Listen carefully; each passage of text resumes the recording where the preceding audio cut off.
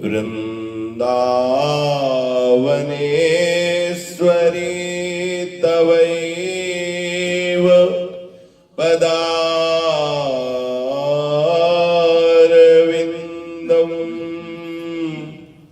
प्रेमामृतैक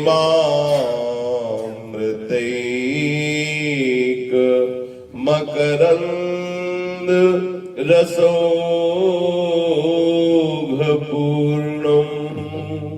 हृद्यर्पितं मधुपते स्मरतापमुग्रं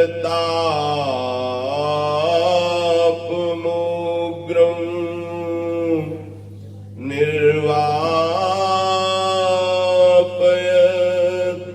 परम शीतल माश्रयामि निर्वापयत्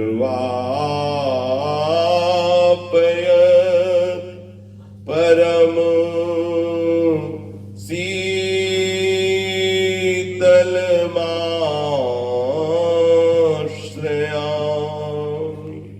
श्रीमद्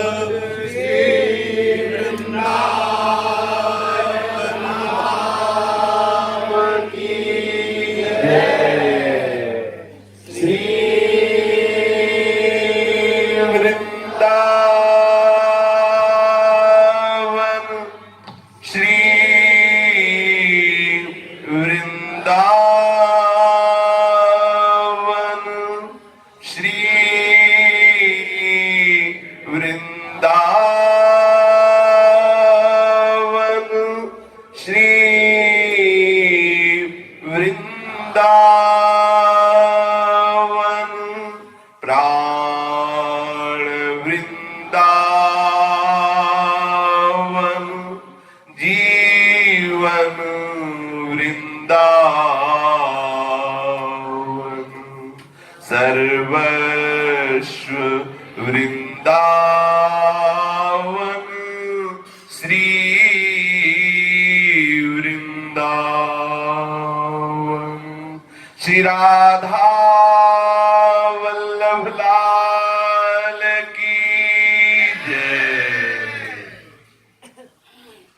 भक्तन के शुभ गुण चरित जो सुनी है चित लाए, ताके भक्ति बढ़े घनी अरु हरि हो ही सहाय। अजहूं सोच विचारी के गही भक्तनि पद ओट, हरि कृपालु सब पाछली क्षमी है तेरी खोट। हरि कृपालु सब पाछली क्षमी है तेरी खोट। जिन्होंने संपूर्ण अंतःकरण भगवत चिंतन में लीन कर दिया है, जिनके स्थूल शरीर की समस्त चेष्टाएं शास्त्र विधान के अनुसार होती है, भगवत प्रसन्नता के लिए होती है, जिनका स्वभाव बन गया है निरंतर भगवत चिंतन करना, निरंतर भगवत यश गान श्रवण लीला चिंतन सेवा, जिनके स्वभाव में बैठ गया है। जैसे अपने लोगों के स्वभाव में है विषय चिंतन, विषयों में सुख बुद्धि, तो जिनका स्वभाव बन गया है भगवत चिंतन करने का, ऐसे महापुरुषों का सुयश श्रवण कथन करने से हमारे चित्त की जो सहज गति विषयों की तरफ है वो मुड़कर प्रभु के चरणों में हो जाती है। बहुत विचित्र समय बढ़ता चला जाएगा। आप देख लेना, आगे ऐसा समय आएगा कि कोई सुनाने वाला नहीं मिलेगा। देख लेना, हमारे बचन याद कर लो, श्री राम वृंदावन में बोल रहे हैं, आगे ऐसा समय आएगा सुनाने वाला नहीं मिलेगा और धैर्य पूर्वक भगवत मार्ग में चलने वाला नहीं मिलेगा। ये ऐसी दशा है, केवल विषय बाहुल्य का, केवल मनोरंजन, केवल मन का विषयों में लगा, इतने बस रह जाएगा। बिल्कुल जो महापुरुषों ने कहा, देखो क्या दशा हो रही है, साधक की क्या दशा है। कोई भी अपने चित्त को समाहित कर कर भगवत चिंतन में नहीं लगाना चाहता। जिसे देखो मोबाइल में लगा रहता है, जिसे देखो एकांत में है तो सर्च कर रहा है दुनिया का नौटंकी नाटक। कोई अपने हृदय को सर्च नहीं कर रहा कि हमारा चित्त कहाँ प्रभु के चिंतन में लगा है, हमारे जीवन का उद्देश्य क्या है। कहीं सब मनमानी, स्वतंत्रता, सब बहुत विचित्र समय। कभी कभी ऐसा लगता है कि भगवान ऐसा आगे समय देंगे कि जिससे कोई राम कृष्ण हरि नहीं बोल पाएगा। ऐसा आएगा, समय आएगा, क्योंकि धीरे धीरे वायुमंडल का प्रभाव दिखाई देता है। जो शास्त्रीय मर्यादाएं हैं, जो धर्म की मर्यादाएं हैं, भागवतिक मर्यादाएं, नहीं को मान निगम अनुशासन, कोई शास्त्र अनुशासन, गुरु अनुशासन, ये सब बहुत प्रमाद स्थिति है। कैसे कहें, कभी कभी जो मना स्थिति ऊब जाती है कि बहुत अच्छा जीवन होता है जब साधक स्वतंत्र रूप से, भले चाहे प्राण निकल जाए लेकिन किसी का आश्रय न ले, स्वतंत्र रूप से जिए तो भगवद आश्रित प्राण निकलेंगे तो उसका चिंतन तो ठीक रहेगा। ये जितनी बाजार है, इस बाजार में भजन बहुत कठिन है। कोई मुश्किल से कोई भजन करना चाहता है, कोई विशेष ही भगवत कृपा पात्र जन होता है जिसके हृदय में एक आह होती है कि भगवत स्मरण करके मुझे इस प्रचंड कलिकाल के दुराग्रह से बचकर भगवत प्राप्ति करनी है। अगर भगवत प्राप्ति करनी तो अवसर है, कर लो, आगे समय नहीं मिलेगा, पक्का समझ लीजिए, समय आगे नहीं मिलेगा। महापुरुषों के हृदय में जो भगवत चरणारविंद के प्रति अनुराग है, वही हमारे हृदय के विषय राग को नष्ट करेगा, पक्का समझ लीजिए। श्री ठाकुर जी के चरणों में हमारी वृत्ति एकाग्रता पूर्वक लग पावे, इसके लिए सबसे पहली आवश्यकता है जिनका मन प्रभु में लगा हुआ है, ऐसे महाभागवत पुरुषों की अधीनता। एतैध्यातुरचित्तानां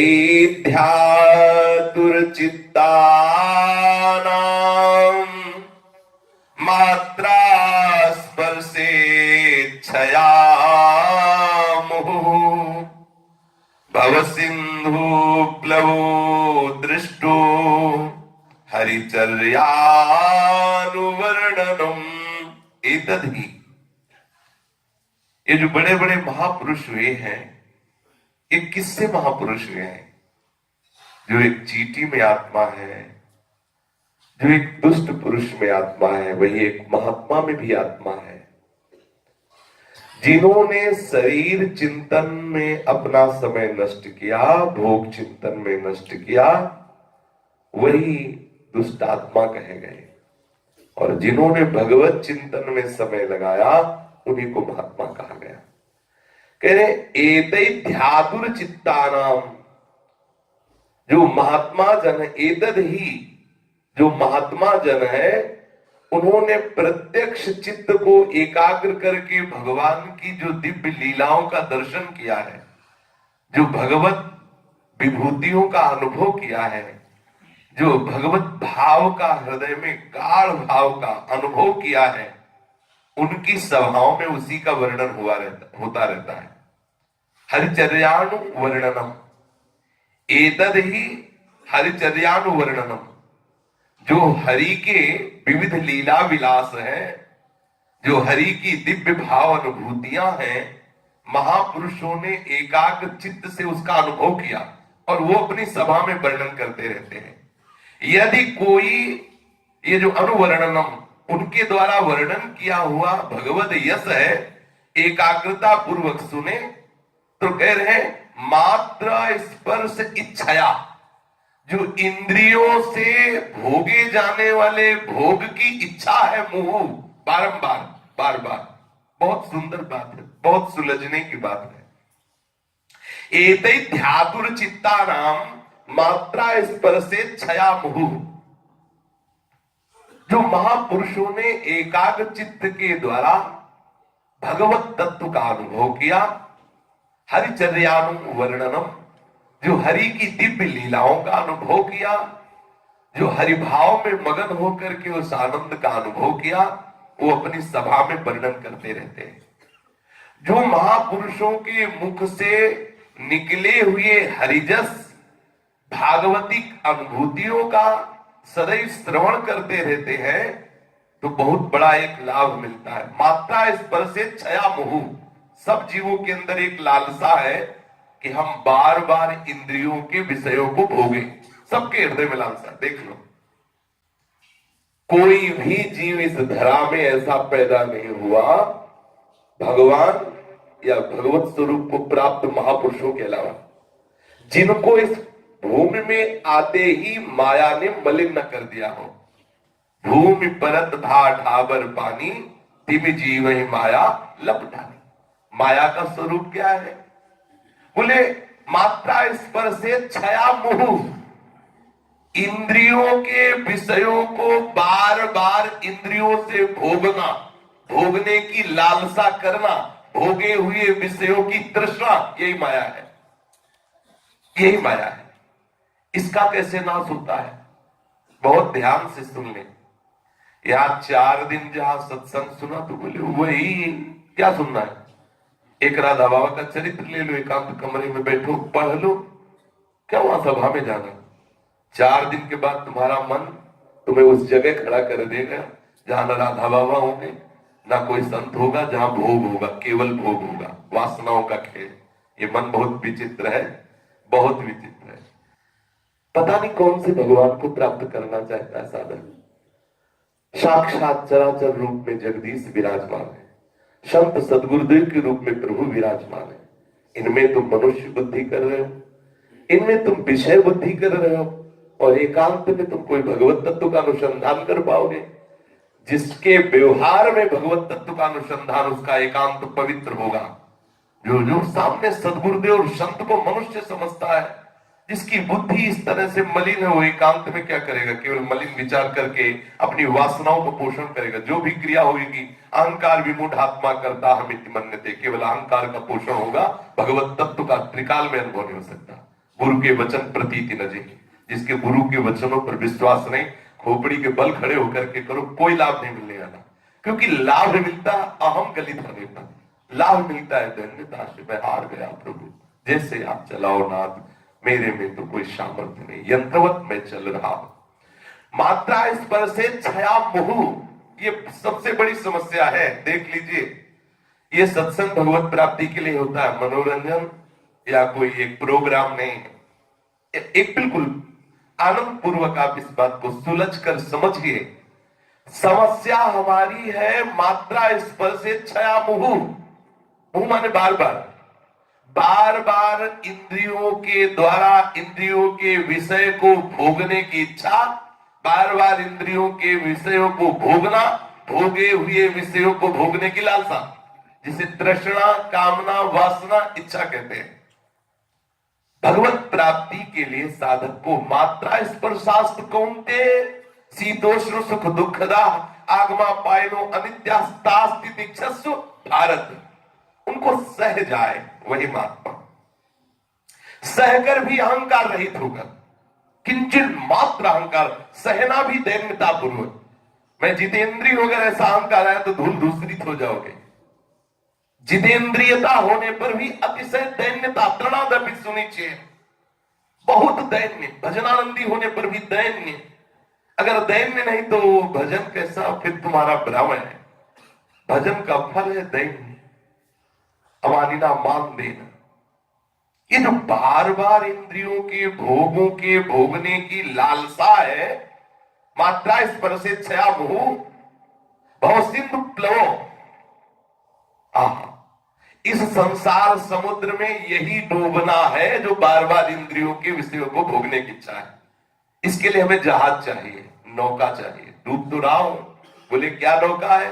बोले जो संतों की सभा में भगवत तत्व की चर्चा होती है, भगवत लीलाओं की चर्चा होती है, भगवत अनुभूतियों की चर्चा होती है, महाभागवतों की चर्चा होती है, तो दृष्टा, साक्षात मेरी ये अनुभूति है कि उनका वो दोष नष्ट हो जाएगा। क्या? मात्रा, स्पर्श, इच्छा, मोह, बार बार विषय भोगने की जो इच्छा है वो केवल केवल सत्संग से नष्ट हो जाएगी, दूसरा कोई उपाय नहीं है। एकांत में भी साधन करने पर जड़ चेतन की ग्रंथि का भेदन नहीं हो सकता। वो तभी भेदन होगा जब किसी जीवन मुक्त महापुरुष के सानिध्य का हमें भगवत कृपा से अनुभव होगा। उनकी कृपा से हमारे हृदय में एक दिव्य विवेक शक्ति प्रकट होगी, जो ये जगत के व्यवहार और एकांत दोनों के भेद को नष्ट करके देखेंगे। जो एकांत में वही, व्यवहार में जो अंदर आंख मूंदने पर वही, आंख खोलने पर जब ऐसा अनुभव होने लगे, समझ लेना सच्चा भजन प्रारंभ हो गया। संतों के द्वारा जो अनुभूत भगवत लीला है, जिनको ऐसा लगता है सुन चुके, ये मलिन बुद्धि है। क्या सुनना? सुन लिया, ये मलिन बुद्धि है, ये अहंकार है, और उसे एक दिन पतित होना पड़ेगा। अब अपने को दिखाई देता है, जैसे कगार में गया तो दिखाई देता है गिरेगा वहां से, उसको तो लग रहा है ना नहीं, गिरने के कोई चांस ही नहीं है, मैं अभी छलांग लगाऊं, लेकिन उसको पता है यहाँ सैकड़ों इसी जगह में आके गिर गए हैं, उसको पता है, पर वो तब तक नहीं मानेगा जब तक गिरेगा नहीं। गिरेगा जब हाथ पैर टूटेंगे ना, तब उसको लगेगा हाँ हाँ मेरे से गलती हो गई, अब मैं वहां नहीं जाऊं। पहले से समझ जाओ, इन महापुरुषों की चर्चा ही श्रवण करने से केवल अहम का नाश होगा, दूसरा कोई उपाय नहीं। यदि महापुरुषों के चरित्र ना श्रवण किए जाए, अहम बना रहे, तो बहुत साधना होने पर भी आपको हम ऐसे साधकों के संग का अनुभव बताते हैं जो एकांत में भजन करते रहते हैं। जब उनके पास बैठो तो किसी न किसी की वो दोष दृष्टि करके वर्णन करते हैं, और वो ऐसा वो ऐसा, बोलो क्या एकांत में भजन कर रहे हो। और सत्संगी, अगर सत्संगी थोड़ा भी एकाग्र भाव से सुने तो सबसे पहले इन दोषों का नाश होना प्रारंभ हो जाता है। हमें भगवत चर्चा के सिवा कोई चर्चा नहीं करनी, हमें किसी वैष्णव के प्रति दोष दर्शन नहीं करना, हमें कभी इंद्रियों के विलास में नहीं फंसना, क्योंकि हमारा लक्ष्य भगवत प्राप्ति है। सत्संग वो महामहिमा में है जो बड़े बड़े साधनों से बात नहीं बनती, केवल सत्संग से भगवत तत्व का अनुभव हो जाता है। भगवान स्वयं कह रहे हैं कि व्रतांसि यज्ञ छंदांसि तीर्थान यमा यमा यथा वरुणेत सत्संगा सर्वसंगोपभोगिमा। समस्त संगों का त्याग कराने की सामर्थ्य है तो सत्संग में, भगवत तत्व को प्रकाशित करने की सामर्थ्य है तो सत्संग में। हमें महापुरुषों की सभा में बैठने का सौभाग्य मिला, ये बहुत बहुत कृपा ठाकुर जी की हुई। इसे ये न समझा जाए कि हमारे एकांतिक में बाधा है। ये मनीराम की चाल है, तुम्हारे एकांत में तुम्हें कहां पहुंचा देंगे, देखते रहना। जिनको भी ऐसा लग रहा हो कि सत्संग तो बाधा है, ये अहंकार इतना बुरा गिराएगा कि उठने के चांस नहीं रहेंगे। अभी जो समय है उसे केवल भ्रमित किया जा रहा है, और आगे जब समय नहीं रहेगा तब तुम्हें समझ में आएगा कि क्या हमारे पास से छूट गया, क्या चला गया। आज हमारे समाज से संत अंतर ध्यान होते चले जा रहे हैं। अभी सुनाओ, जो महापुरुष राम चर्चा करते थे राजेश्वरानंद, वो चले गए। जब स्वामी जी महाराज गए, श्री स्वामी राम सुखदास जी महाराज, तो रोना आया कि भारत का वो एक खंभ टूट गया जो इस भव सागर में फंसे हुए जीवों के खींचने का प्रयास हर क्षण स्वामी जी करते रहे, एक न एक सूत्र निकालते रहते थे। साधक कितनी जल्दी भगवत प्राप्त हो, साधक कितनी जल्दी प्रपंच से धीरे धीरे सब महापुरुष अंतर। पूज्य श्री चंद्रशेखर बाबा जी जब अंतर में लगा गए, कम से कम जिनके दर्शन से लगता था भजन करो, ऐसे संत अंतर ध्यान होते चले जा रहे, और हमारी प्रमाद स्थिति बढ़ती चली जा रही, हमारी इंद्रियों की विषय भोगों की लालसा वाली बातें बढ़ती चली जा रही, और भगवत प्राप्त महापुरुष अंतर ध्यान जी घबराता है, होगा क्या आगे, क्या होगा। ऐसी विलासता बढ़ रही है, ऐसे जो संत भाव को न जानने वाले संत भेष धारण करके ऐसे आचरण कर रहे हैं जिससे लोगों की बचे खुचे संतों पर भी अश्रद्धा हो। कैसे जगत का मंगल होगा, कैसे हमारे हृदय में शांति आएगी, क्योंकि बिना साधु समागम के विशुद्ध विवेक नहीं, और बिना विवेक के इस जगत से उद्धार हो ही नहीं सकता। न किसी का हुआ है, न आगे किसी का होगा। बहुत बढ़िया अवसर है, अपने लोग इन महाभागवत पुरुषों के चरणों का आश्रय लेकर, इनके पावन चरित्रों का कथन श्रवण करके, हृदय के मल को दूर करके, वासना को दूर करके प्रभु के रंग में रंग जाए, और ऐसी प्रार्थना करें कि अगला जन्म इस कलिकाल में ना हो। अब हमारा अगला जन्म ना हो, नहीं पता नहीं हमें साधु संग मिले कि ना मिले। पीछे देखो जैसे जैसे महापुरुष थे वो आगे नहीं दिखाई दे रहे। आगे जो अपनी पीढ़ी है वो मोबाइल वाली पीढ़ी है, वो माला वाली पीढ़ी है। अगर माला टंगा भी है तो देखने को टंगा है, उसमें दम नहीं है, दम है मोबाइल में, क्योंकि जितने भी नंबर है वो सब मोबाइल में मिलेंगे। माला वाला नंबर सब कट गया है। जो माला से नंबर लगता है ना, कहाँ लगा, बोले गोलोक में है इस समय, वो नहीं है, वो इस समय बंबई में है, कलकत्ता में फोन वाला नंबर रह गया है। बहुत समय बीत, जहां लोग ठाकुर जी की छवि धारण करके चलते थे वहां कपड़ा हटा के देख लो, स्मार्ट फोन रखा होगा छाती में। समय है, वो दोष नहीं है, समय है, समय का प्रभाव।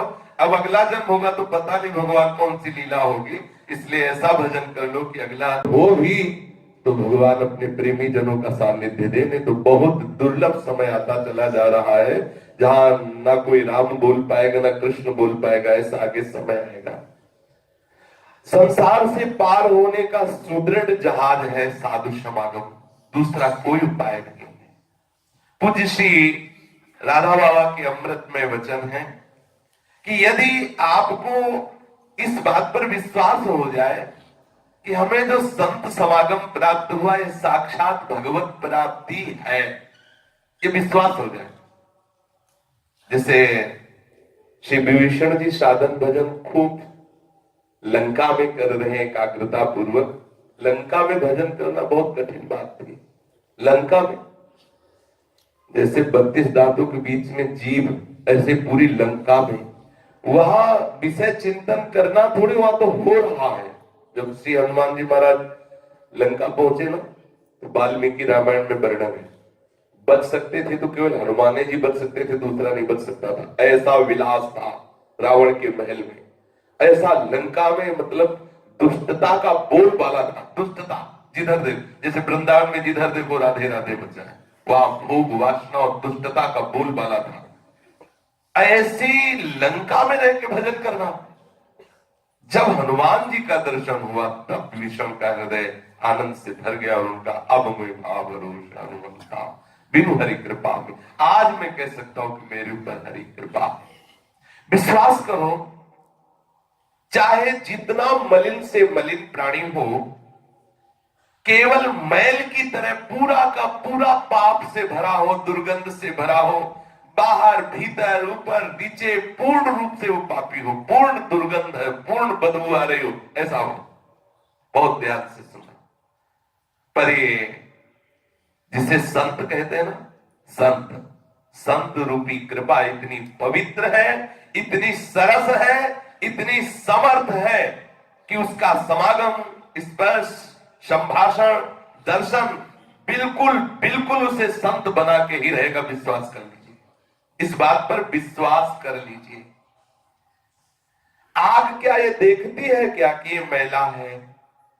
मैला आग में पड़ा कि सारा का सारा मैला खत्म और आग बन गया, अंगारा बन गया।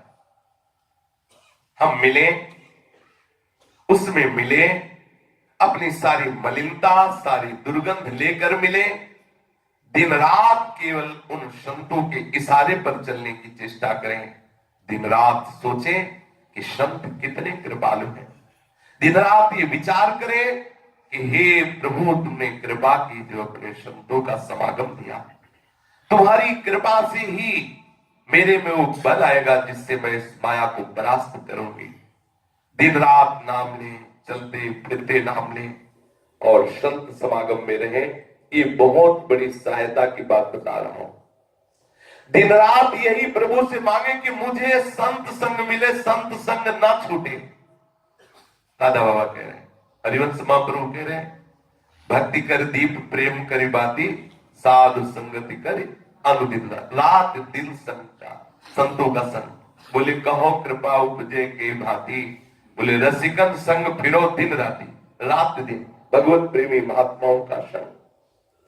दिन रात यही सोचे कि संत संग के लिए चाहे हमें परिवार छोड़ना पड़े, चाहे संपत्ति छोड़नी पड़े, चाहे लोक की मर्यादा छोड़नी पड़े, जो जो संत संग में बाधक होगी उन सबको छोड़कर संतों के चरणों में सबका समर्पण कर।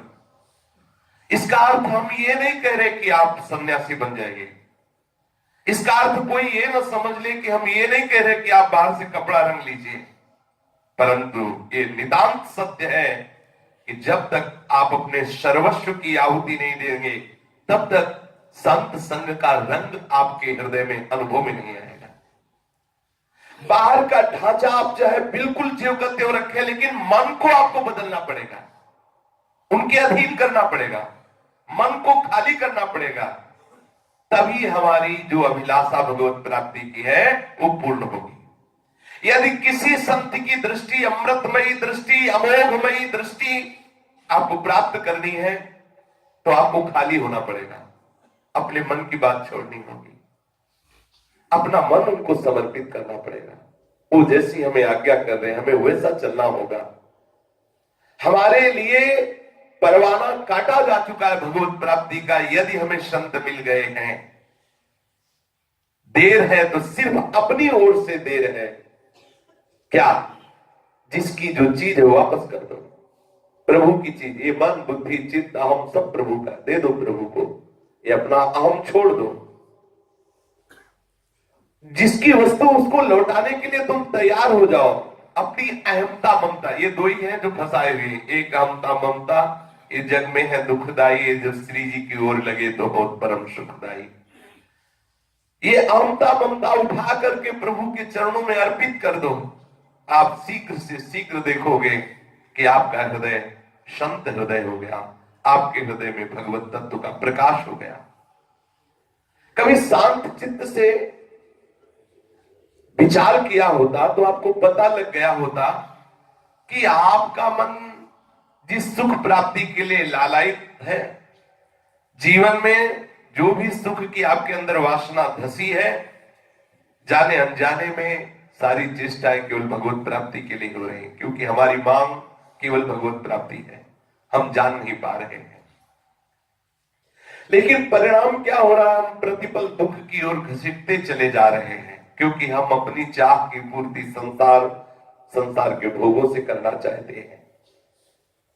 ये मानव मात्र ही नहीं, पशु पक्षियों की भी, सब जीव इसी में लगा है। इंद्रियजन्य भोग विलास से सुख की चाह, अविनाशी सुख की चाह, सबके हृदय में चाह अविनाशी सुख की है, पर वो इंद्रियजन्य भोग विलास से। ऐसा नहीं हो सकता। इंद्रियजन्य भोग विलास को रोक करके आप जब वापस लौटोगे, अर्थात बाहर जो बहिर्मुखता है उसे छोड़कर अंतर्मुख होगे और एक लास्ट चित्त मनंत ही से अपने चित्त को प्रभु की अनंत रूप में, अनंत महिमा में, अनंत लीलाओं में जब लगा दोगे, तब आपको जो मांग है सुख की पूर्त हो जाएगी। वो फिर कोई चाह नहीं रही, जा ही न चाहे कब हमको, कोई चाह नहीं रह जाएगी। आप देखेंगे आपके हृदय में प्रभु विराजमान है। लेकिन आपकी जितनी भी चेष्टाएं हो रही सुख के लिए हो रही, पर संसार के व्यक्ति से, संसार के पदार्थों से, संसार के भोगों से इस भ्रम को छोड़ दीजिए। जिस प्रभु का परम मंगलमय नाम, परम मंगलमय धाम, परम मंगलमय रूप, परम मंगलमय लीला है, विवेकवान बनो, उसके नाम रूप लीला धाम में लगो, संसार की आसक्ति को छोड़ो, विवेक का आश्रय लेकर के अपने मन पर नियंत्रण करो। सत्य का प्रकाश सत्य ये है कि प्रभु के अतिरिक्त ना कुछ था, ना कुछ है, ना कुछ रहेगा। पक्की बात समझ लीजिए। जब आंखें खुल जाती हैं तो केवल केवल केवल एक श्री कृष्ण ही रह जाता है, क्योंकि श्री कृष्ण ही है। वो एक कैसा है, क्या है, कितना बड़ा है, ये वही अनुभव कर सकता है जिसकी आंखें खुली हुई है। ये जो अंधे हैं वो क्या अनुभव करें? ये संत भाषा है। अगर श्री कृष्ण किसी और कुछ दिखाई दे रहा है तो तुम अंधे हो, तुम्हारे नेत्र खराब हैं। श्री कृष्ण की महिमा को सिर्फ श्री कृष्ण जानते हैं, दूसरा नहीं। श्री कृष्ण जिसे जना देते हैं वो भी श्री कृष्ण ही हो जाता है। जानत तुम्हें तुम्हें हो जाए। एक नित्य सत्य प्रभु के सिवा दूसरा कोई नहीं। मान लो तुम्हारी जितनी मान्यताएं सब झूठी है, सत्य है तो एक केवल प्रभु है। जो निश्चय है, जितना तुम जान गए उसके अनुसार चलो, थोड़ा तो चलो, पूरी सच्चाई के साथ जितना जान गए उतना चलो। ये बिना पेंदी की लोटी की तरह कभी पूर्व, कभी पश्चिम, कभी दक्षिण, कभी उत्तर की ओर जो लुढ़कते रहते हो, तो समझ रहे तुम साधना कर रहे हो, तुम्हारे अंदर सच्चाई नहीं है। एक बार जो तुम जान गए हो, प्रभु की ओर बढ़ो, सच्चाई से चलो। ये सच है कि कभी कभी ऐसे तूफान भी आते हैं कि जो जिस लोटे में पेंदी अच्छी लगी होती है वो भी 100 हाथ उड़ जाते हैं। ऐसा कभी कभी तूफान आता है। ऐसे ही कभी कभी अच्छे अच्छे साधक भी माया की चपेट में आ जाते हैं, पर उनको कुछ बिगाड़ नहीं सकता, माया उनको बिगाड़ नहीं सकती। तो भगवान अच्छे साधकों के प्रति ऐसा क्यों करते हैं? बोले इसलिए करते हैं कि वो अपने साधक रूपी खूंटे को हिला डुला के जहां देखते हैं थोड़ा चल हुआ तो उसे अचल बनाने के लिए और प्रहार करके उसे गहरा गाड़ देते हैं। थोड़ा जो जान गए उसके अनुसार चलो। हम ठीक जांच करें, हमारी जितनी जानकारी है उसके अनुसार चल रहे हैं क्या? ऊंचा साधक क्या? अरे हम तो परमार्थ के साधक ही नहीं हैं, हम तो अभी तक कहते हैं परमार्थ के साधक पर बने हुए हैं विषय के साधक। बिल्कुल फिर कह रहा हूं, बिना पेंदी के लोटा की तरह बार बार ढुलक रहे हो संसार में, कभी ये भोग कभी वो भोग, कभी ये मार्ग कभी वो मार्ग। क्यों? बहुत कम समय, निश्चय करो और चल दो। जिधर हमें विषय रूपी मैला मिलने वाला है उधर क्यों जा रहे हैं? हम तो गए बीते कितने। एक छोटा सा बच्चा यदि मेले में फंस जाता है तो रोकर मां को पुकारता है, और तुम जानबूझकर मैला लपेट रहे हो और रो भी नहीं रहे हो, प्रभु को पुकार भी नहीं रहे हो।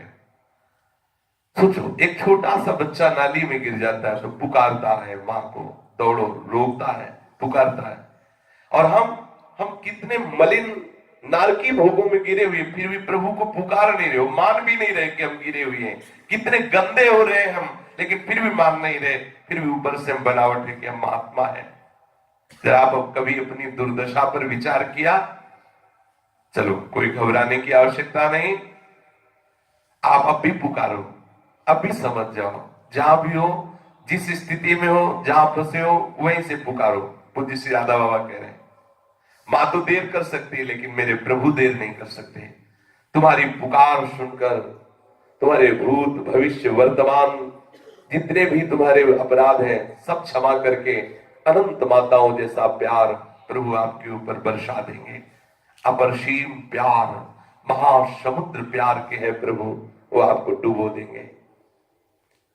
प्रभु तुम्हें देख रहे हैं, जो तुम भ्रष्ट आचरण कर रहे हो, तुम भोगों में फंस रहे हो, देख रहे हैं, हंस रहे हैं कि देखो, एक बार भी नहीं कह रहा कि मुझे बचा लो, एक बार भी ये नहीं सोच रहा कि मैं गलत कर रहा हूं, ये उत्साहित होकर विषयों की तरफ जा रहा है।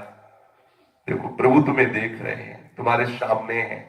आवश्यकता है तुम्हें पुकारने की, उन्हें पुकारो, वो तभी ऐसा करेंगे। ये सब उन्हीं का रचा हुआ है, जिसमें तुम खेलकर मगन हो रहे हो, छूट दिए, खेलते रहो। थोड़ा पुकारो, उनसे खेलने की चेष्टा करो, हरि से। अब मुझे संसार से नहीं खेलना, अब मुझे प्रभु के साथ खेलना है। जिस क्षण किसी भी प्राणी ने एक बार भी किसी भी निमित्त से झूठ मूठ भी प्रभु से कह दिया मैं तुम्हारा हूं, कोई एक संबंध जोड़ लिया, प्रभु मैं तुम्हारा दास हूं, हे श्री कृष्ण मैं तुम्हारा मित्र हूं, हे श्री कृष्ण आप हमारे बेटे हो, हे श्री कृष्ण आप हमारे पति हो, हे श्री कृष्ण मैं तुम्हारी दासी, किसी भी भाव से, झूठ मूठ किसी भी भाव से एक बार प्रभु से संबंध जोड़ लिया, उसी क्षण ही सचमुच सचमुच सचमुच अनादि अनंतकालीन जीवन भूमिका की एक नई रूपरेखा निर्मित हो गई। अब वो आगे चलकर अवश्य अवश्य अवश्य उस महापुरुष की भांति प्रभु के चिद विलास के रहस्य को जान जाएगा, जो प्रभु के अंक में नित्य विराजित रहकर उनके चिद विलास का नित्य निरंतर अनुभव करता हुआ परमानंद में निमग्न रहता है। प्रभु से एक बार जुड़ना जीवन का सारा इतिहास बदल जाने का मानो सचमुच सत्य परम मंगल में शुभ शकुन है। प्रभु से एक बार जुड़ना जीवन का सारा इतिहास बदल जाने का मानो सचमुच सत्य परम मंगल में शुभ शकुन है। अतएव हमने चाहे किसी भी निमित्त से श्री कृष्ण को यदि एक बार पकड़ लिया है तो हमारे भावी जीवन की योजना भी बन गई। परिस्थितियों में उलट फेर तो हमारे विश्वास की कमी के कारण होता रहता है। यदि विश्वास पूर्ण होता तब तो दो बात में एक बात होकर ही रहती, या तो परिस्थिति का हमारे अभिलषित ढंग से समाधान हो जाता, अथवा हमारे मन से परिस्थिति की वासना निकलकर हमें शांति मिल जाती। ये विश्वास की कमी होने के कारण उलटफेर का सामना करना पड़ रहा है।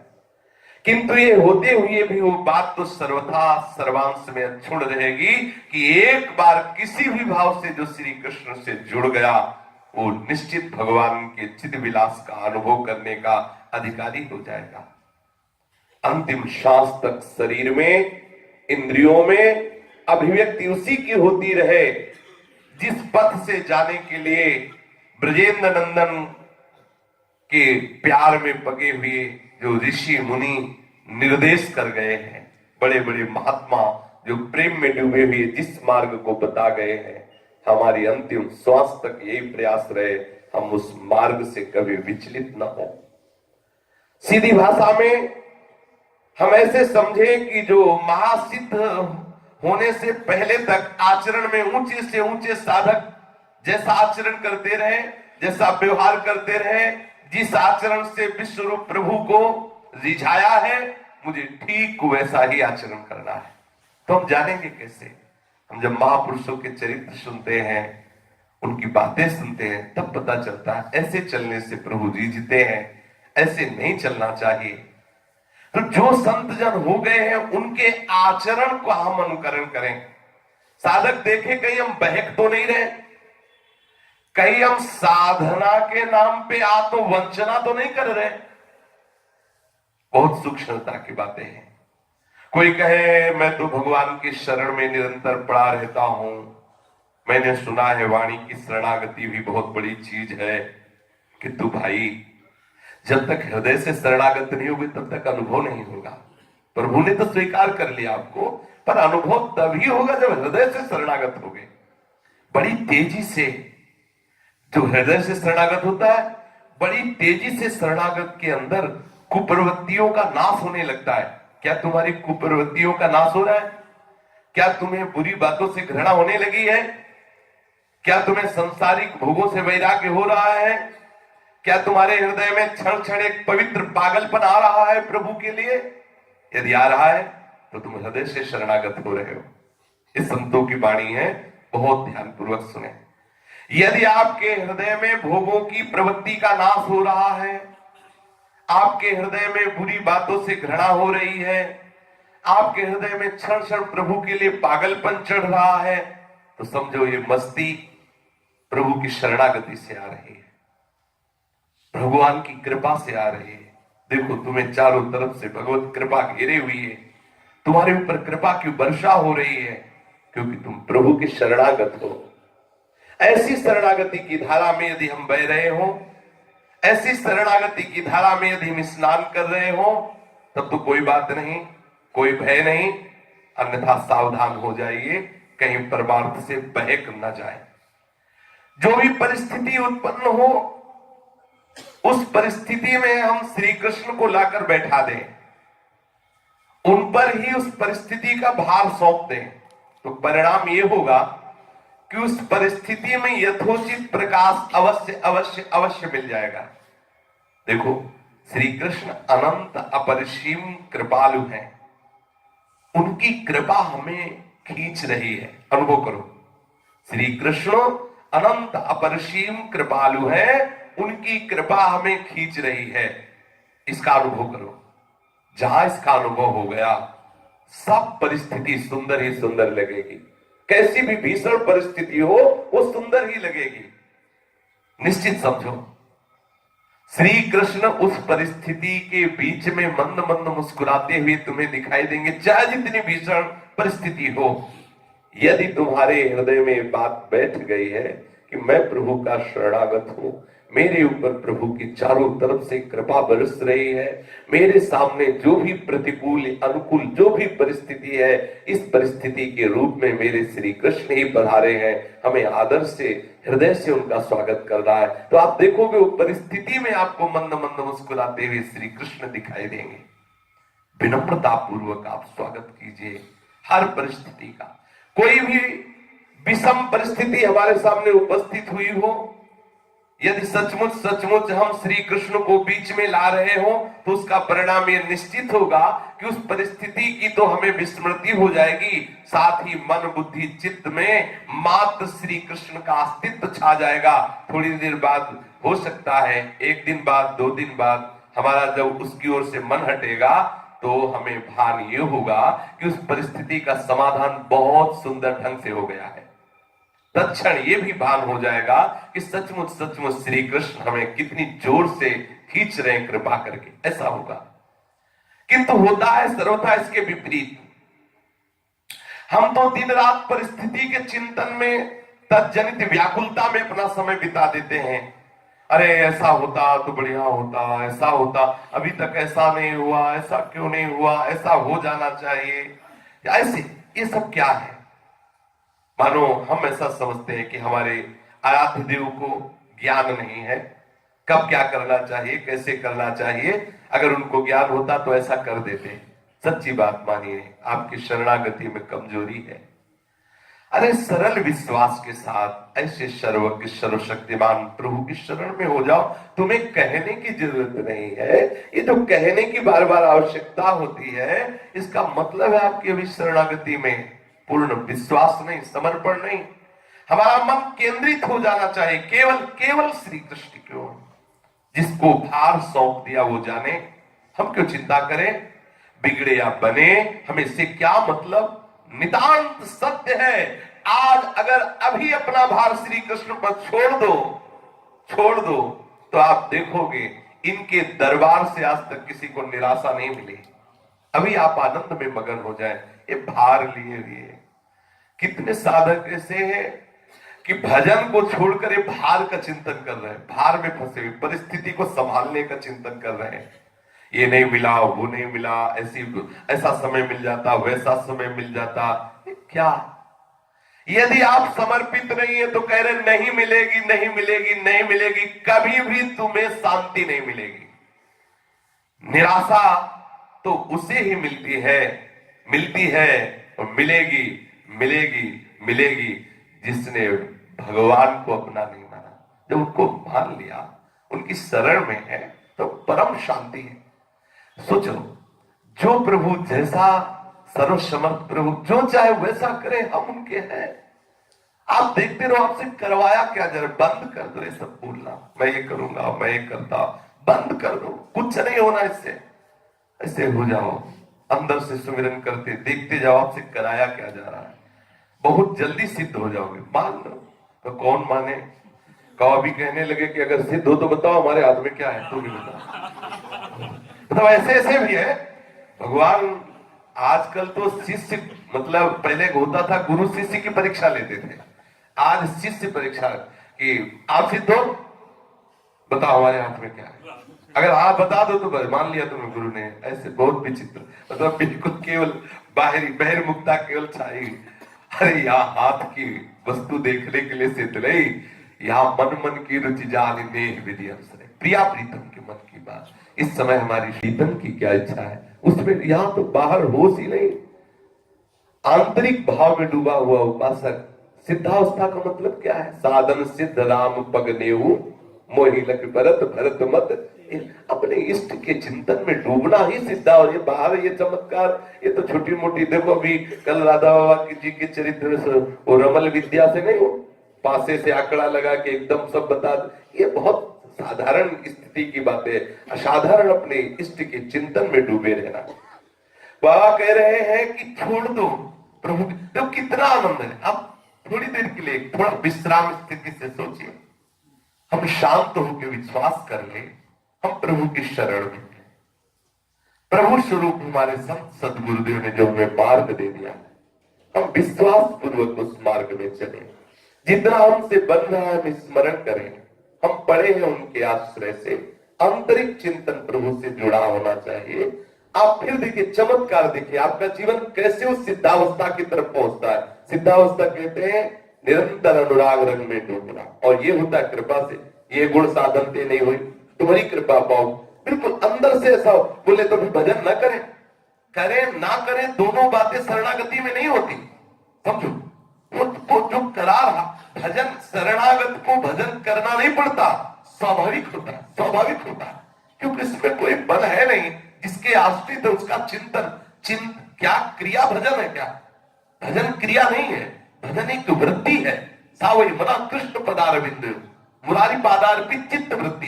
गोपी जनों की क्रिया तो व्यवहार की एक गृहस्थ जैसी दिखाई दे रही है, लेकिन जो अंदर की वृत्ति भगवदाकार, इसलिए महामहिमा में उनका भजन हो रहा है। ये झूठ मूठ बोल देते हैं कि मैं श्री कृष्ण का शरणागत हूं, मैंने अपना सारा भार प्रभु को अर्पित कर दिया। ये सब क्या? जीवन के विभिन्न स्तरों पर हमने न जाने कितने कितने अनुभव किए होंगे। किसी बार सुख, किसी बार दुख, कैसे कैसे परिणाम हुए होंगे, पर वे स्थायी नहीं बन सके। जो दुखद परिणाम हुए वे विस्मृति के गर्भ में चले गए, जो सुखद परिणाम हुए वे दो चार नए अभावों की सृष्टि करके नए दुख के बीच बो गए, और हम जीव के त्यों सुख दुख के झूले में आज तक झूल रहे। क्या इस झूले से उतरना चाहते हो? यदि उतरना चाहते हो तो प्रभु की शरण में हो जाओ। काहे पे सुख दुख झूले में झूल रहे हो? जब तक कर्ता बने रहोगे तब तक भोक्ता बन रहेगा ये सुख दुख का। प्रभु की अनंत अपरिसीम कृपा का समुद्र लहराकर अनेक बार तुम्हें डुबाना चाहता है, तुम्हारे ऊपर कृपा की मोहर लगाना चाहता है, लेकिन तुम अभिमान के कारण उसे स्वीकार नहीं करते। कौन यहां ऐसा बैठा हुआ है जिसको कृपा का अनुभव न हो रहा हो? कितनी कृपा है, आप देखो एकांत में चिंतन करके। क्या उस कृपा की अनुभूति में आप डूबते हैं? नहीं।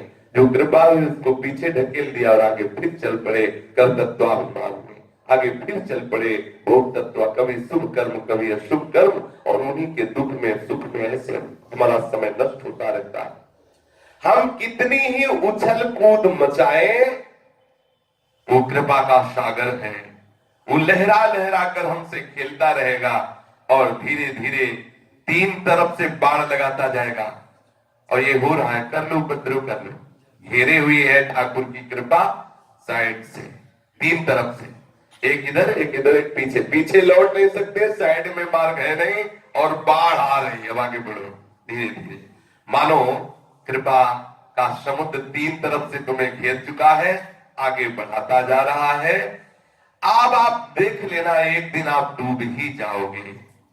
कितना भागोगे? भागो, आसपास से वो घेरे हुए, रास्ता ही नहीं रखा तुम्हारे भागने के लिए।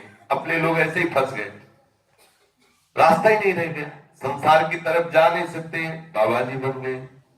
अब वृंदावन धाम में आ गए, प्रिया प्रीतम से प्रेम हो नहीं रहा, पीछे लौट सकते नहीं, खड़े रह सकते नहीं, क्योंकि जहां खड़े हो आप विषयों की बहुत जलन हो रही है। आगे ही आगे बढ़ना है, आसपास से घेर लिए। ये कृपा है, हम चाहे जितना रोए बढ़ना आगे ही पड़ेगा, पीछे लौट नहीं सकते, साइड में कोई मार्ग नहीं रह गया है, आगे बढ़ना पड़ेगा। यह है कृपा। धीरे धीरे तीन तरफ से कृपा ने हमें घेर लिया है। अब चाहे नाचो, चाहे गाओ, चाहे रो, चाहे हंसो, चाहे जितना दौड़ो उछलो, ये बीचे में उछल लो, कृपा तुम्हें हर कदम आगे बढ़ाती चली जा रही। ऐसा अनुभव करो, कितनी आनंद की बात। ऐसा अनुभव करो, संपूर्ण कृपा ने तुम्हें घेरे में कर लिया है, और जहां वो प्रवाह आया तो वो प्रवाह अनंत है, अपरिसीम है, वो तुम्हें श्री कृष्ण से मिला ही देगा।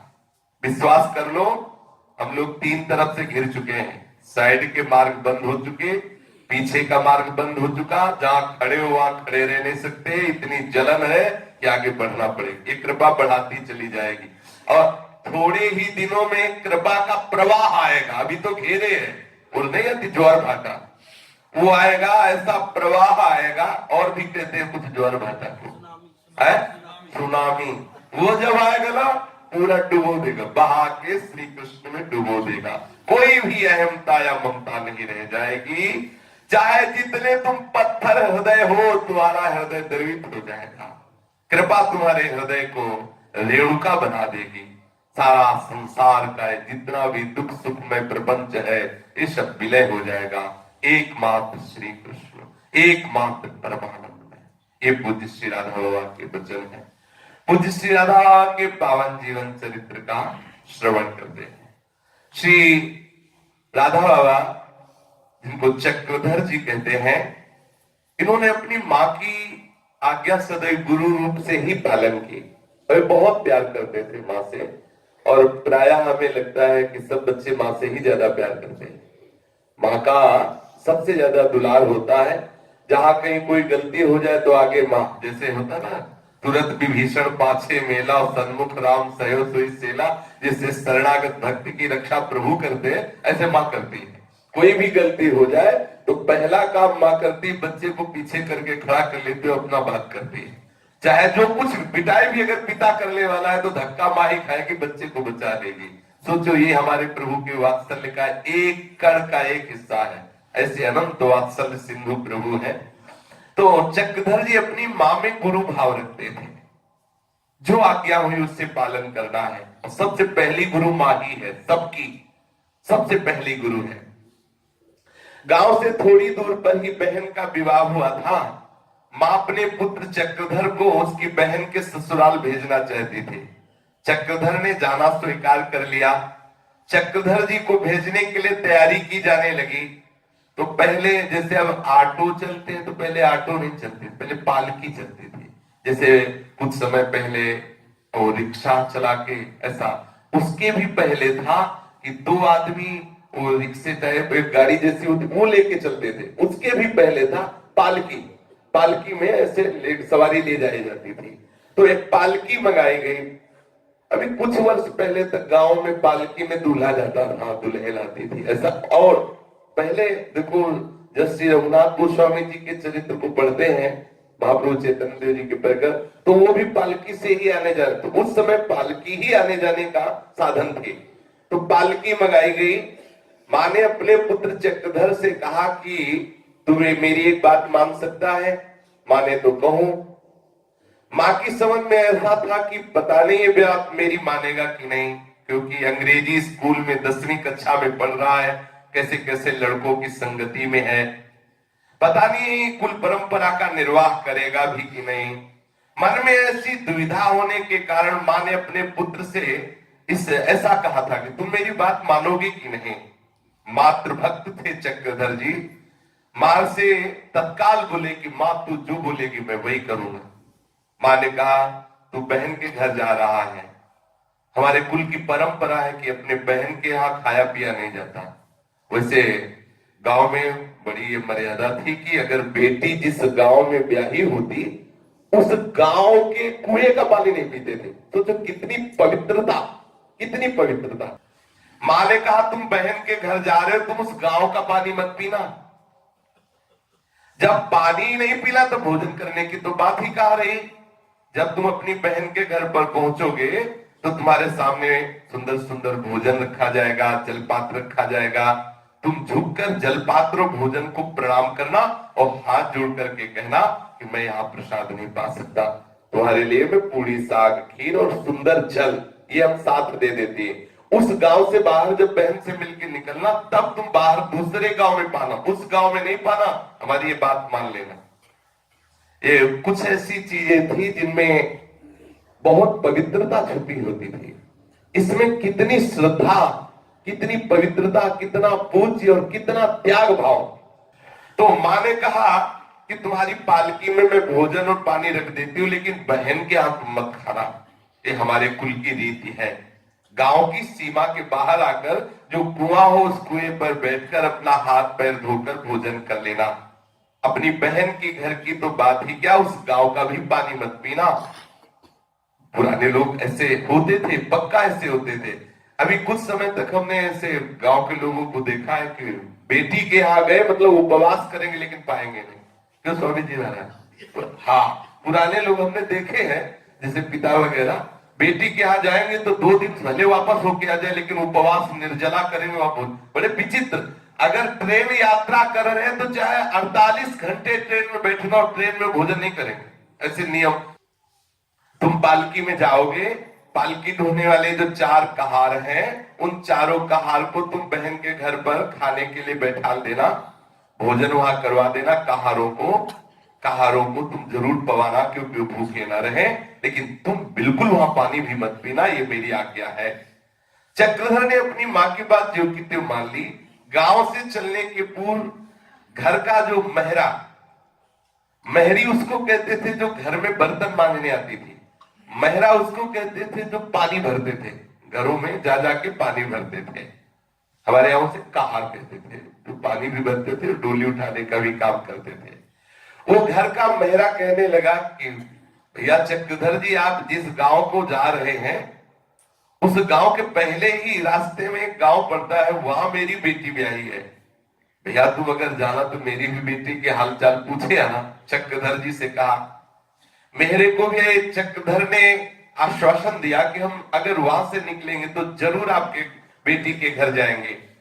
पालकी पर चढ़कर चक्रधर जी अपनी बहन के यहाँ चल दिए। बहन के घर पहुंचने पर बड़ा स्वागत सत्कार हुआ। बहन के घर पर खाने पीने के लिए बड़ा आग्रह किया गया, परंतु उस आग्रह को चक्रधर जी ने स्वीकार नहीं किया। जैसा माँ ने कहा था वैसा किया। जलपात्र और भोजन को प्रणाम करके हाथ जोड़ करके सम्मान करते हुए कहा कि हम प्रसाद यहाँ नहीं पा सकते। कहारों को बहन के घर में भोजन के पाने की अनुमति दे दी। चक्रधर के साथ जो भोजन था वो यही सोच रहे थे कि जब बहन के यहाँ से विदा होंगे तो पास वाले गांव में जाना ही है, वहां जाकर के हम एकांत में पालेंगे। उस गांव में जाकर भोजन कर लूंगा, जल पी लूंगा और मेहर की बेटी से भी मिल लूंगा। अब बहन से विदा होने का समय आया, जिसे देखकर बहन बड़ी प्रसन्न हुई थी और जिससे मिलकर हृदय में बड़ा प्यार उमड़ा था, उसी भाई चक्रधर को बहन ने बड़े भारी मन से विदा किया। अर्थात बड़ा हृदय में भाव आया कि भाई और रुकता तो अच्छा था। पालकी में बैठकर चक्रधर जी उस गांव में गए जहां मेहर की बेटी थी। मेहरे ने नाम पता ठीक ठीक बताया था। वो गांव बहुत छोटा था, पता लगाने में देर नहीं लगी। चक्रधर ने मेहरे की बेटी को बुलाया। वो दौड़ी दौड़ी आई और जब देखा कि ब्राह्मण कुल के श्रेष्ठ बालक चक्रधर जी मिलने आए हैं, उसने आके प्रणाम किया। चक्रधर जी की मां ने 5 रुपया दिया था कि अपनी बहन को देना, तो चक्रधर जी ने वो 5 रुपए इस बेटी को दिए कि हमारी बहन के पास तो सब व्यवस्था है और ये गरीब की बेटी, ये भी तो हमारी बहन है। तो उस समय 5 रुपया लगभग, इस समय 500 रुपया, 5 रुपए रख दिए। उस समय के 5 रुपए आज के कई सौ रुपए से भी अधिक है। इसकी तो कल्पना नहीं कर सकती थी वो गरीब की बेटी की मुझे कोई ब्राह्मण बालक किस भाव से कि 5 रुपए दे करके, और बहन वो आंखों से आंसू बहाती हुई देखने लगी। अब उस गांव में खाने पीने का तो प्रश्न ही खत्म हो गया, क्योंकि चक्रधर जी ने उसे बहन कह दिया। चक्रधर जी ने सोचा था कि मेहरे की बेटी वाले गांव में भोजन कर लूंगा जो पास में रखा हुआ है। अब मन बदल गया। जब बहन मानकर 5 रुपया दिया तो मां की बात याद आ गई कि बहन के गांव में भोजन नहीं किया जाता, पानी नहीं पिया जाता। जो नियम अपनी बहन के गांव के लिए है वही नियम यहां भी है। ऐसा चक्रधर जी ने कहारों से पालकी उठाने के लिए कहा। लोगों ने बहुत कहा कि खा पी लीजिए, कोई आपकी बहन तो है नहीं, आप अन्न जल आपके पास ही है, यहीं पा लीजिए। उन्होंने कहा सगी बहन नहीं, कुल की बहन नहीं, कुटुंब की बहन नहीं, जाति की बहन नहीं, पर मैंने बहन कहा। बहन तो बहन होती है, उसमें जाति और कुल थोड़ी होता है। जब एक बार कह दिया बहन तो बहन बहन होती है। बाबा ने कहा, जब लोगों ने बताया कि भाई तुम्हारे कुल की नहीं, तुम्हारे जाति की नहीं है, तो तुम यहाँ पाओ। उनका बहन तो बहन होती है, एक बार कह दिया है मेरी बहन तो बहन होती है। आपका कहना ठीक है, पर जिसे एक बार बहन मान लिया उसके यहाँ खाना पीना नहीं हो सकता। बहन का नाता चाहे रक्त संबंध से हो या धर्म संबंध से हो, जब बहन कह दिया तो फिर जीवन भर उसे बहन मानना, ये है। ये महापुरुषों में पहले कितने पवित्र हृदय होते थे। एक बार कह दिया बहन तो जीवन भर उसे बहन की दृष्टि से देखना है। बड़ा राजकीय उस समय संबंधों में राखी का बड़ा महत्व पाया गया इतिहास में। कितना कितने लोग पवित्र हृदय के होते थे। लोगों ने देखा कि चक्रधर जी अपना आग्रह छोड़ने के लिए प्रस्तुत ही नहीं है। तब फिर एक और निकट गांव के ब्राह्मण ने चक्रधर जी से कहा कि पास वाले गांव में आप आकर के वहां भोजन पा लीजिए। पास वाले गांव में गए, वहां हाथ पैर धोया और फिर भोजन पाया। ऐसे अपनी माता की आज्ञा का पालन करने वाले श्री चक्रधर जी थे। एक बार फकरपुर ग्राम में राजा साहब के छोटे भाई का विवाह था। ये वो राजा साहब जिनके इनके पिताजी का उपरोहिती कर्म था। छोटे भाई चक्रधर जी को बहुत मित्र मानते थे।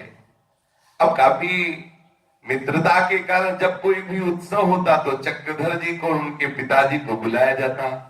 राजा साहब ने कहा कि चक्रधर जी को हमारे बारात में जरूर चलना होगा। इतना स्नेह था कि आग्रह को चक्रधर जी टाल नहीं सके। बारात दरभंगा की ओर गई थी। रात को मजलिस बैठी, जैसे बारातों में गाना बजाना नाचना, ऐसा। उस मजलिस में दुर्गेश नंदिनी नाम की वाराणसी से गायिका आई हुई थी। बहुत सुंदर थी, बहुत राग रागिनियों का ज्ञान था। कहते तो थे उसे वैश्या ही, पर वो वैश्या कृत्य नहीं करती थी, वो गायन कला और नृत्य कला के द्वारा सभा को दी जाती थी। बहुत उत्तम गाती थी। रात को जब सभा बैठी तो सभा में राजा के बेटे ने देखा कि मित्र चक्रधर जी नहीं आए।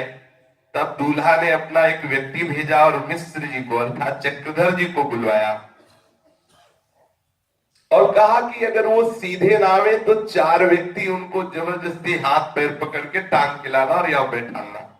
क्यों नहीं आए चक्रधर जी? पीछे आपने ध्यान देकर पहुंचिए, एक सिनेमा नाटक हुआ था गांव में, जिसमें बहुत सुंदर नवयुवती गायिका और नृत्य करने वाली थी।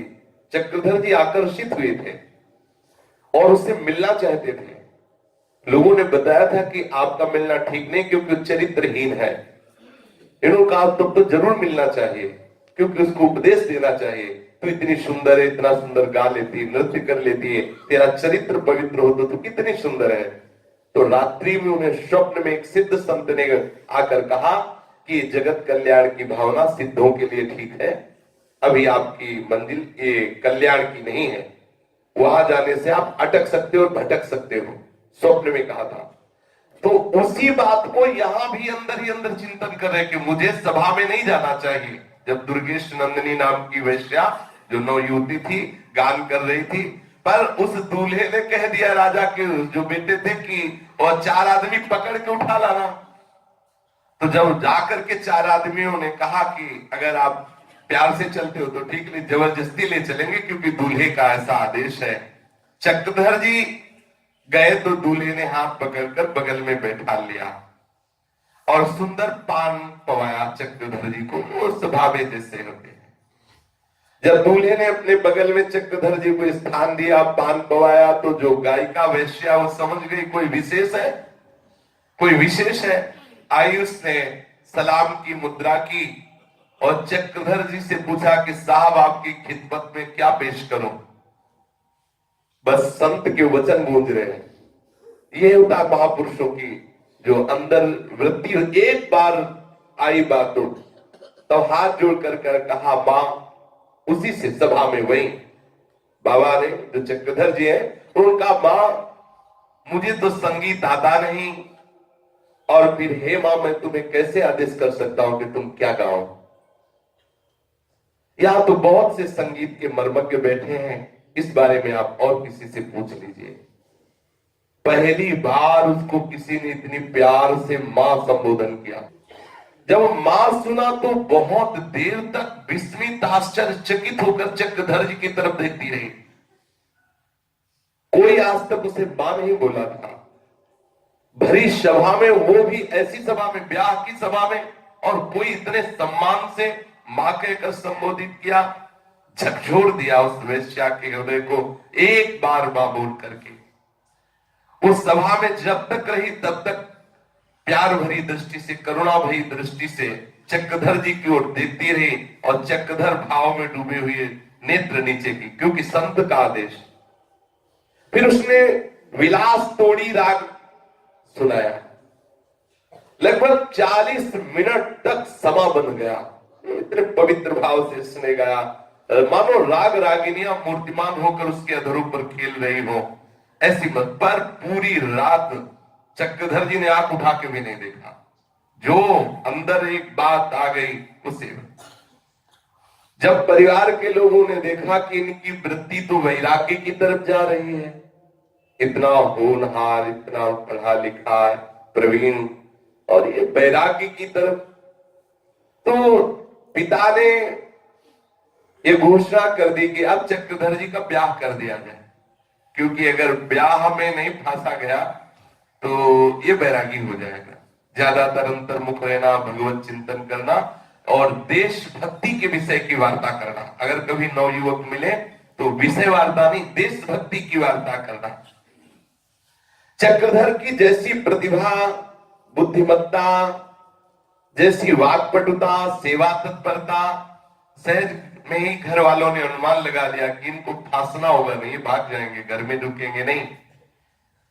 उन्होंने ये विचारधारा अपने पूरे परिवारजनों को बताई। उसके ही लगभग बाबा का ब्याह तय कर दिया गया और उनका जो ब्याह हुआ उसका नाम था सौभाग्यवती श्री जगाधरी देवी और इनकी अवस्था थी 9 वर्ष की। बाबा की भी जो पत्नी बनने का सौभाग्य प्राप्त किया वो 9 वर्ष की थी, उनका नाम जगाधरी देवी था। और उनके जो पिता थे वो बड़े ज्योतिषाचार्य थे जगाधरी जी के। तो जब ब्याह की बात हुई, ब्याह तय हुआ, तो उन्होंने कुंडली में विचार करके पूरा देखा और अपनी बेटी को बुलाया, बोली बेटी भाग्य में तुम्हारे दूल्हा तो यही लिखा है लेकिन पति का सुख तुम्हें नहीं मिलेगा। तो बोले क्यों, क्या हमें वैधव्य सहना पड़ेगा? तो उनका पति के होते हुए भी ये तुम्हें सहना पड़ेगा क्योंकि महान त्यागी और तपस्वी सन्यासी होगा, ऐसा उसकी कुंडली में ऐसा संकेत मिलता है। तो उनका ये हमारे बहुत सौभाग्य का विषय होगा कि ऐसा पवित्र भगवत आराधन करने वाला कोई मेरा पति, भले एक दिन के लिए पति बने लेकिन ऐसा ही मेरा पति। जैसे सावित्री जी ने जब सत्यवान का वर्ण किया तो देवर्षि नारद जी ने आके सभा में कहा कि सावित्री जी तुमसे गलती हो गई, तुमने जिस पति का वर्ण किया वो तो सिर्फ 1 वर्ष जीवित रहेगा, 1 वर्ष के बाद पधार जाएगा। तो सावित्री जी ने कहा 1 वर्ष तो बहुत होता है, यदि ऐसा पवित्र और धर्माचरण करने वाला मात्र पितृ भक्त यदि मेरा पति हो, केवल 1 दिन का भी पति हो, तो मैं जीवन भर उसकी याद, उसकी स्मृति में अपना व्यतीत कर लूंगी, लेकिन मुझे विषय ही नहीं, ऐसा पति 1 दिन के लिए ही पर्याप्त है। अपने पति भक्ति से आज सावित्री जी का जस गाया जाता है। ऐसे श्री जगाधरी जी ने अपने पिता को कहा आप निश्चिंत रहिए, मैं अभी से सारे वो नियम स्वीकार करती हूं जिससे कभी भी मुझे ये नहीं होगा कि मेरा पति सन्यासी है तो मेरे भाग्यहीन है, मुझे पति सुख नहीं मिला, मैं ऐसा आज से मैं वो सारे नियम, जैसे गांधारी जी ने सुना कि हमारे पति नेत्रहीन है तो उन्होंने कहा आज से अभी इसी क्षण अपने नेत्रों को बांध लेती। पहले की जो मतलब धारणाएं होती थी कितनी पवित्र होती थी। देखो महाप्रभु चैतन्य देव जब आए, लाखों लोग उनके दर्शन करने के लिए, तो विष्णु प्रिया जी से कहा आप भी दर्शन करो, बोले नहीं, देहरी के अंदर वो आए। ये देखो, अगर करुणा करके आए ही है तो देहली के अंदर आवे, ऐसा। ये मतलब कितनी पवित्रता, कितना समर्पण, कितनी जोर की पातिव्रत धर्म की निष्ठा। जगाधरी जी पूर्ण समर्पित भाव से चक्रधर जी को पति स्वरूप से स्वीकार किया, पर इनका हृदय कभी भी एक बार भी इन्होंने भरकर ले देखा कि हमारी पत्नी, क्योंकि जो ऐसे जन्म होते हैं उनको संसार का कोई आकर्षण नहीं होता। चक्रधर जी इन दिनों विद्यालय में पढ़ भी रहे थे। उन दिनों अंग्रेजों को भारत देश की सीमा से बाहर निकालने के लिए भारतीय युवकों ने बहुत ही कष्ट सहे। ऐसा बर्डन है कि होश खराब हो जाते हैं। नए नए युवकों को बंद करवा करके और इतनी पिटाई करते कि उनके शरीर सूज जाते।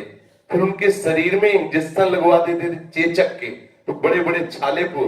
फिर उनको शौचालय से मल मंगाकर अंग्रेज लोग मुंह में साफ ऐसे मुंह में भर देते, ऐसे सब शौच लगवा देते, शौच से पुतवा। फिर जहर देते, कितना। फिर पान खा के आते और ऐसे तंबाकू आदि और मुंह में थूकते अपने भारतीय से। बड़ा अत्याचार। जो उनके सामने सलाम साहब कह के 3 बार ऐसे सर न झुकाता, गिरा के बड़े बड़े लांग बूटों से ऐसे छाती में कूदते, मुंह से खून की उल्टी गिरती, मर जाए तो फेंक दो। बड़ी दुर्दशा थी। 9 युवकों की बड़ी। पर फिर समझ लो, वंदे मातरम बोलकर प्राण त्याग देते थे। ऐसे ऐसे थे कि अंग्रेजों के सामने गर्दन ने झुकाई, कटवा दी। ऐसे ऐसे भारतीय थे वो।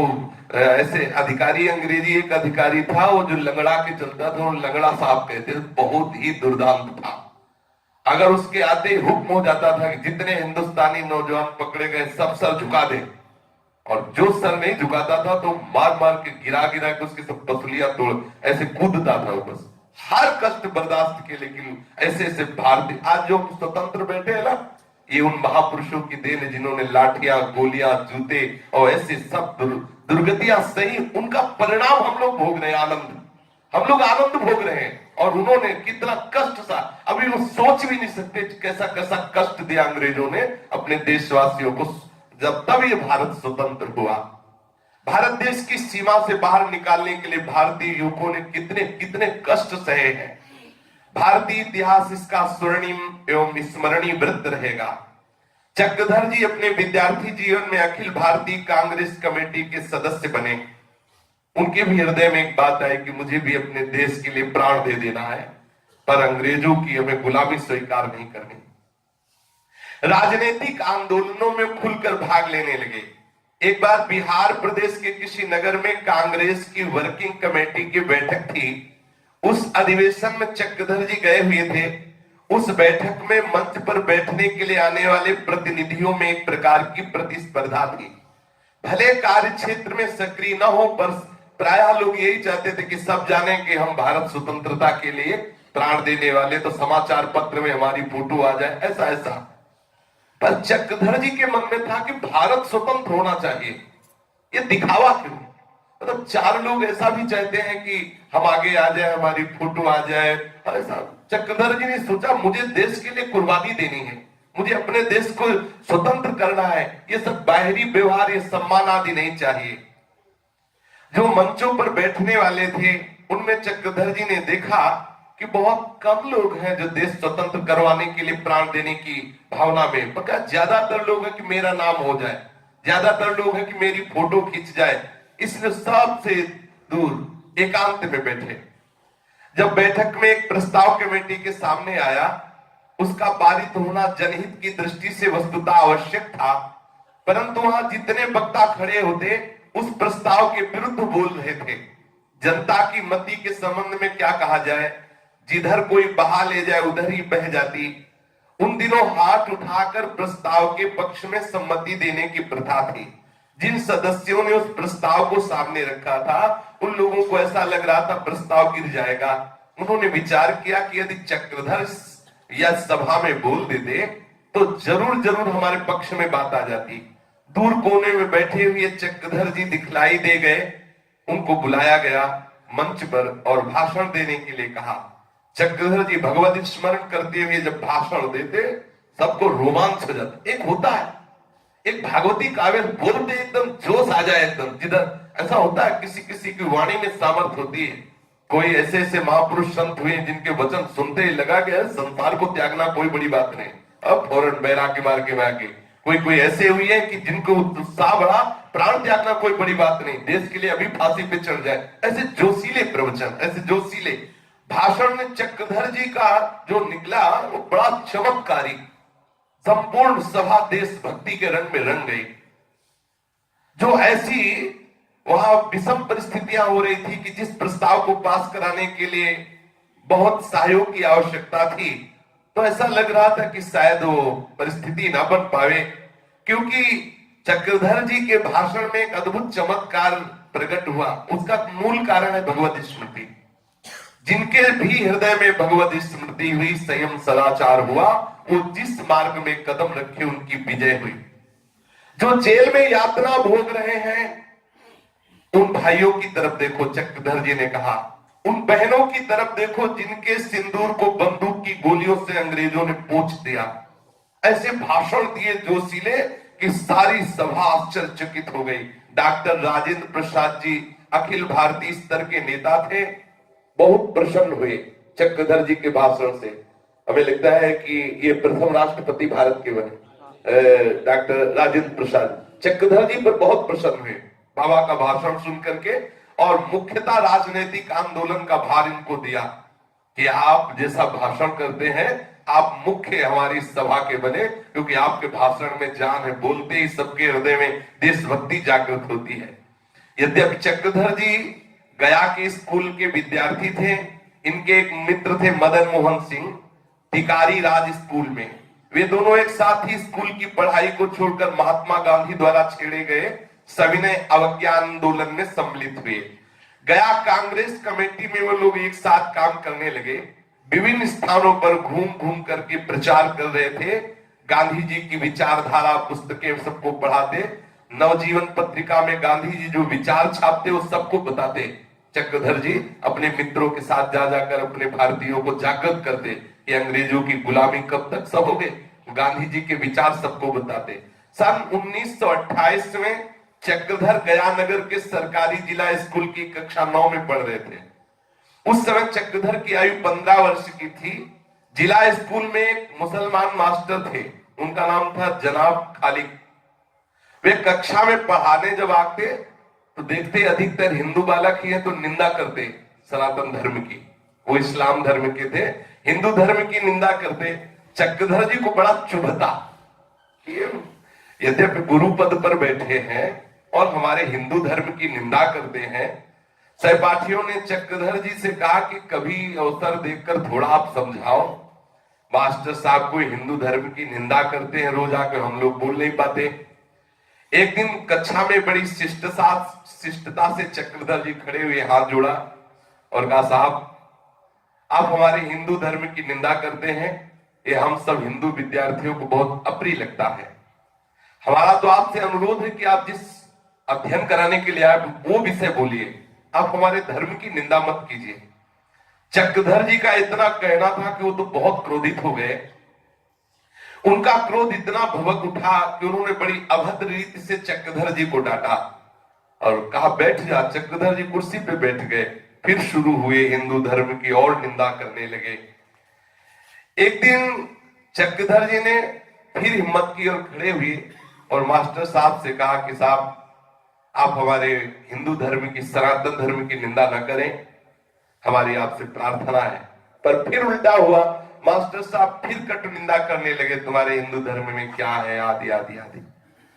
चक्रधर जी ने विचार किया कि अब इसको हम उत्तर देंगे, ऐसे तुम्हारे गरीब प्रार्थना से अरबी फारसी के विद्वानों से जाके मिले।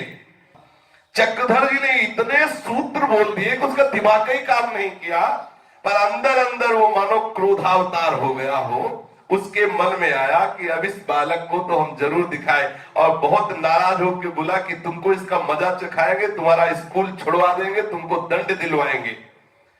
मास्टर वो जो मुस्लिम था, उसने चक्रधर जी का अनिष्ट करने के लिए निश्चय कर लिया, अवसर ताकने लगा। चक्रधर को कड़ा दंड दिया जा सके इसके विषय में उसने विचार किया कि मैं अंग्रेजों का सहारा लूंगा, क्योंकि उस समय विरोधी अंग्रेज थे। कोई न कोई ऐसा सूत्र फंसाऊंगा जिससे इसको अंग्रेजों के पास भिजवा के इसे पिटवाऊं। अंग्रेजी सरकार के विरुद्ध ये जोश फैला रहा है, ऐसा सूत्र करवा के इसे जरूर बंधन में करवाऊंगा। ऐसा विचार करके बाबा के विरुद्ध वो आचरण करने की चेष्टा करने लगे। शेष चल जागे। श्री राधा वल्लभ लाल की जय जय श्यामा, जय जय श्याम, जय जय श्री वृंदावन धाम, जय जय श्यामा, जय जय श्याम, जय जय श्री वृंदावन धाम।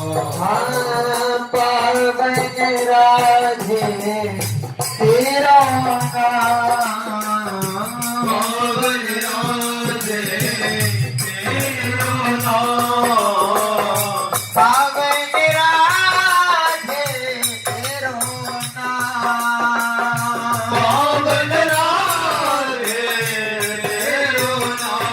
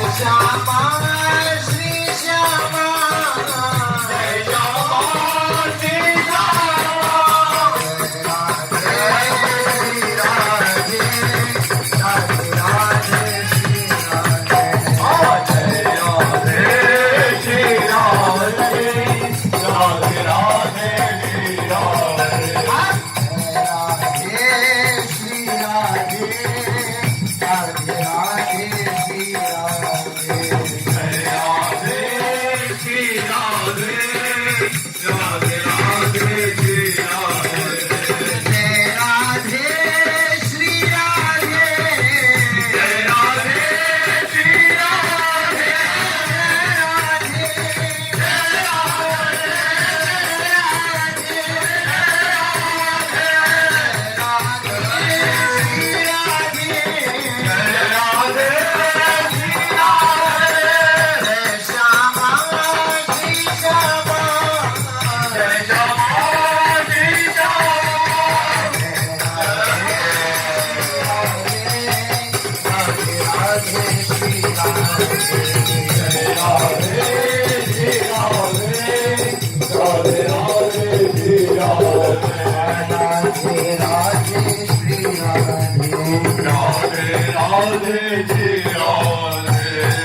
श्री राधा वल्लभ लाल की जय महाप्रभु श्री त्रिवंश चंद्रजू महाराज की जय